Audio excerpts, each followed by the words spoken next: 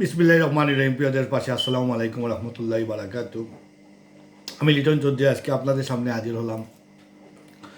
কিছু কথা বলা না বললে নয়, না বললে একটা অশান্তি করে, তাই বলতেই হয়। প্রিয় দেশবাসী,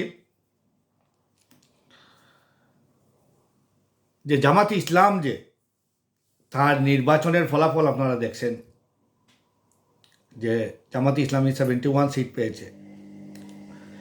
বাংলাদেশের ইতিহাসে আপনারা জানেন যে আওয়ামী লীগকে মানুষ বারবার দেখেছে, বিএনপিকে অনেকবার দেখেছে, কিন্তু জামাতকে মানুষের ক্ষমতায় দেখে নাই। তাই এই সুযোগ, এবারের যে 12ই ফেব্রুয়ারি যে নির্বাচন, সেই নির্বাচনের সুযোগ ছিল জামাতে ইসলামী। মার্কেটে, চায়ের দোকানে, বাজারে, অলিতে গলিতে, ফেসবুকে বলেন আর ইউটিউব আর আপনার ইনস্টাগ্রাম বলেন আর আপনারা যত কিছুই বলেন, সব কিছুতে সয়লাভ ছিল জামাতের। জামাত জিতবেই এবার বিপুল ভোটে। তাহলে জামাতকে কে আটকালো? আপনাদেরকে বলে দিচ্ছি। এই নির্বাচনে জামাতের কে যে কোনো উপায়ে আটকাতে হবে। এই আটকানোর জন্য ভূমিকা কারা নিয়েছে? সরকারি বিভিন্ন কর্মকর্তা, নির্বাচন পরিচালনা কমিটির যারা ছিলেন, যারা ইসি ছিলেন, তারা সবাই মিলে, বিভিন্ন আমলারা মিলে, সরকারের ডিসিরা মিলে তারা উঠে পড়ে লাগেছে, জামাত যদি যায় ক্ষমতা আমরা বোকা থাকবো। কীরকম বোকা? যে আমাদের আর ঘুষ খাওয়া চলবে না, আমরা আর দুর্নীতি করতে পারবো না, এই দেশ দুর্নীতিমুক্ত করে ফেলবে। তাহলে আমাদের হ্যাবিট, আমাদের যে অভ্যাস, ফাইল উপরে নিব নিচে নিব, টাকা না দিলে ফাইল উপরে যাবে নিচে যাবে, টাকা দিলে ফাইল উপরে যাবে, এই যে দুর্নীতি, অফিসের দুর্নীতি, সরকারি অফিসের দুর্নীতি, সেটা একদম বন্ধ হয়ে যেত। হায় রে অবাকা বাঙালি, তোমরা কেন বুঝলে না? বিশেষ করে আপনারা দেখুন, আমাদের সিলেটে এক সেটিয়ে গেছে বিএনপি। কারণ যারা যদি একটু জ্ঞান থাকতো মাথায়, তারা বুঝতো, বোঝার চেষ্টা করতো। এই যে শিশিরমণি, যে সুনামগঞ্জের যে আসন, যেটা এই আসনের আপনার অ্যাডভোকেট শিশিরমণি নাসিরুদ্দিনের সাথে হারলেন, এটা কি হারার কথা? এটা কি হারার কথা? এইরকম একজন ব্যক্তি যদি সংসদে যেতে পারে না, তাহলে দেশ কিভাবে আগাবে? তাহলে আমাদের বুঝতে হবে আমাদের জ্ঞানের অভাব। আমরা দুর্নীতিগ্রস্তকে সাহায্য করতেছি, আমরা এই দেশকে দুর্নীতি মুক্ত কিভাবে করব? আমরা কিভাবে এই দেশকে দুর্নীতিমুক্ত করব?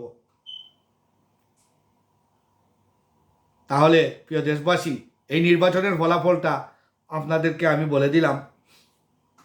নির্বাচনের ফলাফলটাই গেছে বিএনপির পক্ষে। এক হলো ভারত, 2 নম্বর হলো গিয়ে আপনার আওয়ামী লীগ, ভারত, আওয়ামী লীগ, আর 3 নম্বরে হলো এই দুর্নীতি যারা করে তাদের জন্য একটা মহা বিপদ ছিল জামাত। তাই যারা 3 সঙ্গ এক হয়ে দুর্নীতির যারা সাপোর্ট করে, আওয়ামী লীগকে আওয়ামী লীগের পুনর্বাসন হবে, এবং ভারত আগের মতো তারা সয়লাভ করতে পারবে বাংলাদেশে। এই 3 পার্টি একত্রিত হয়ে জামাতের 2 পা ধরে জামাতকে উপর থেকে নিচে নামার চেষ্টা করেছে। তো প্রিয় দেশবাসী, এই হলো আজকে আমার কথা। আমরা এই বাংলাদেশকে দুর্নীতিমুক্ত করতে হলে আপনাদের জেগে উঠতে হবে। এবার আপনারা করেছেন ভুল, পরবর্তী আরও 5 বছরের জন্য আপনারা এই ভুলের জন্য আপনাদের ক্ষতি হবে।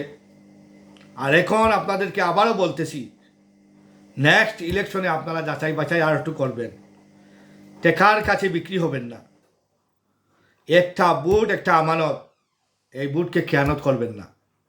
জনগণের পক্ষে, জনগণের মতামতের, জনগণের যে রায়, সে রায়কে কেউ ছিনিয়ে নিতে পারে না। জনগণের মতামতকে কেউ তুচ্ছ তাচ্ছিল্য করতে পারে না। তাই আপনার ভোট আপনি দিবেন যে দেশ এবং জাতির মঙ্গলের জন্য। এই যে 12 ফেব্রুয়ারি নির্বাচন যেটা হয়েছে, সেটা হয়েছে দুর্নীতিকে আরো বাড়িয়ে দিল। যেখানে দুর্নীতি থামার কথা সেখানে দুর্নীতি বাড়িয়ে গেল।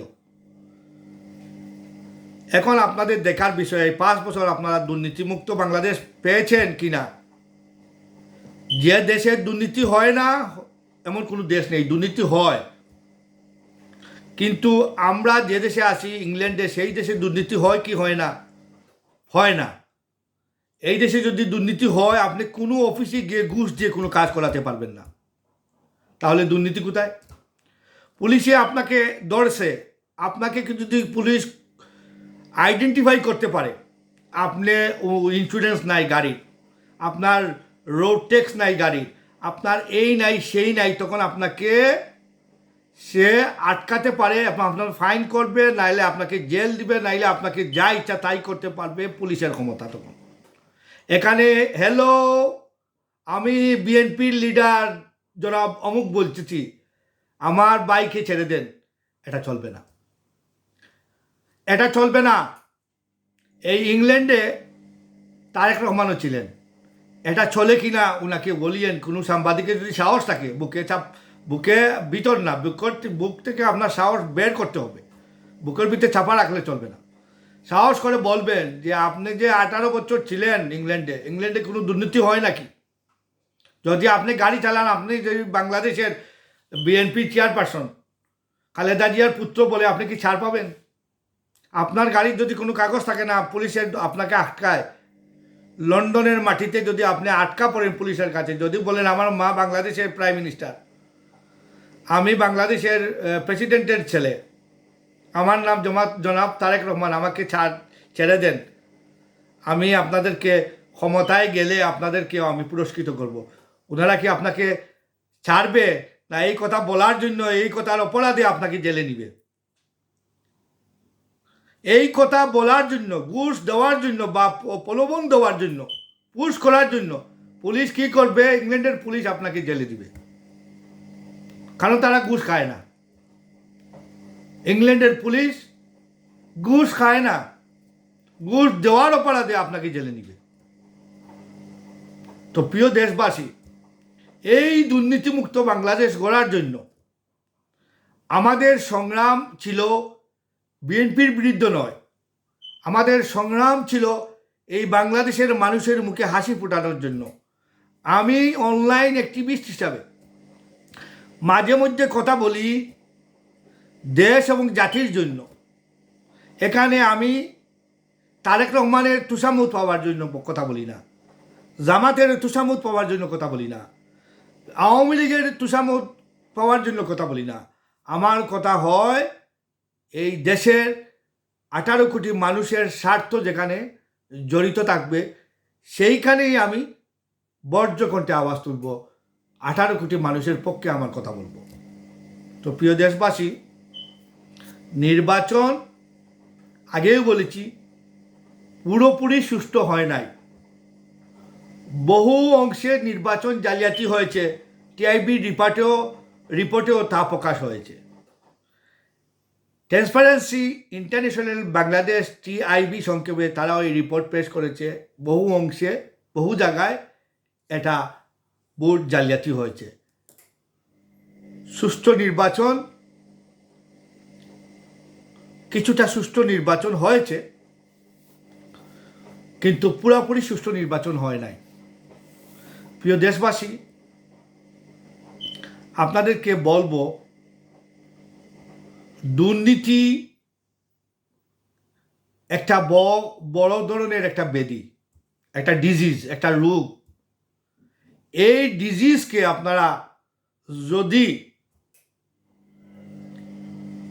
চিহ্নিত করতে পারেন কোথা থেকে এই ডিজিজটা শুরু হয়, এই দুর্নীতিটা কোথা থেকে শুরু হয়।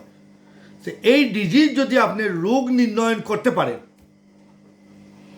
সঠিকভাবে যদি রোগ নির্ণয়ন করতে পারেন, আর সঠিকভাবে যদি আপনি মেডিসিন, এই রোগের মেডিসিন দিতে পারেন, কিন্তু আপনার রোগ বালাই কিছুই থাকবে না, আপনি পরিপূর্ণ সুস্থ হয়ে উঠবেন। তেমনিভাবে দুর্নীতিটাও একটা একদম জিরো লেভেলে আনতে হলে আপনি এই দুর্নীতি কোথা থেকে হয়, কোথা থেকে শুরু হয়, কোথা থেকে শেষ, এইটার একটা পরীক্ষা করতে হবে। এই পরীক্ষা করার শক্তি একমাত্র জামাতে ইসলামের ছিল। আমি কেন এই জামাতে ইসলামের পক্ষে, আমি কিন্তু জামাতে ইসলাম সাপোর্ট করি না, কিন্তু আমি জামাতে ইসলামের পক্ষে কিনেছিলাম যে তাদের মধ্যে ন্যায় নীতি থাকতো 80%, 80 থেকে 90%। আমি 100 বলবো না, কারণ 100 কোনো মানুষ হতে পারে না। যদি 100 যদি মানুষ হয়ে থাকে তে হে মানুষ নয়, সেও ফেরেস্তা হতে হবে, ফেরেস্তা বলতে হবে। কিন্তু মানুষ কখনো ফেরেস্তা হতে পারবে না, এটা বলা যুক্তিসঙ্গত নয়। কোনো মানুষ কখনো 100% হতে পারে না। যে বলবে আমি 100%, আমি বলবো এখানে তার সমস্যা আছে। 100% মানুষ হইতে পারে না, 80% বলতে পারি। কারণ মানুষ তার ভুল থাকবেই, চেষ্টা করবে ভালো হওয়ার জন্য, কারণ অনেক সময় ভুল করে ফেলে মানুষ।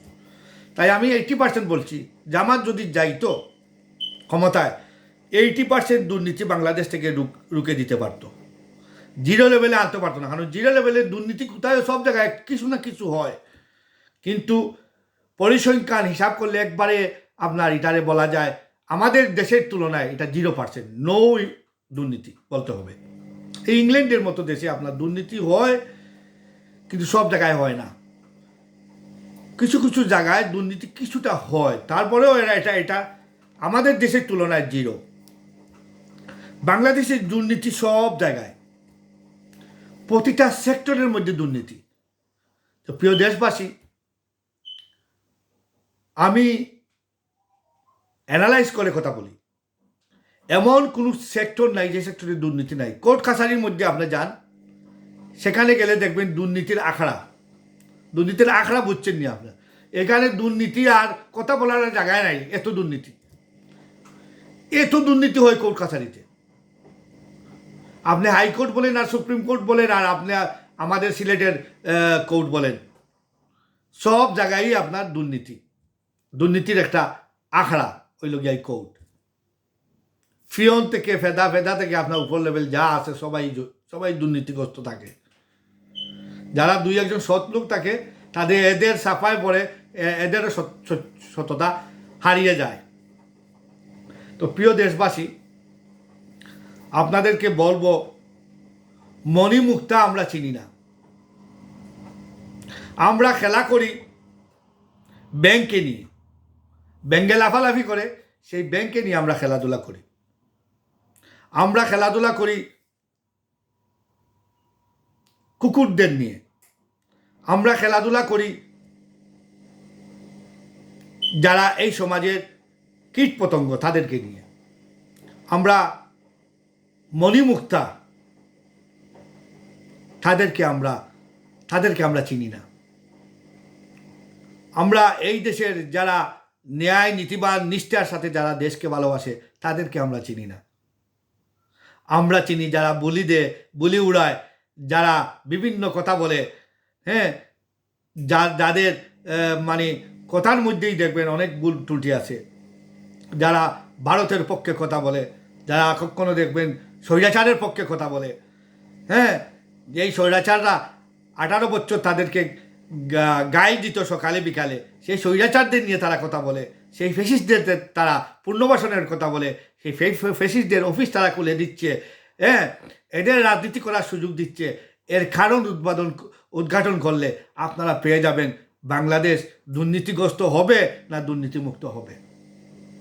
তো প্রিয় দেশবাসী, কথা আমি অনেক কিছু বলার আছে, সব কিছু বলতে পারতেছি না,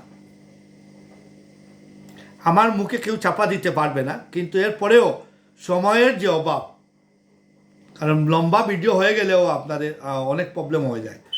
তাইলে আমি আজকের মতো বিদায় নিব। দর্শক, আপনাদেরকে বললাম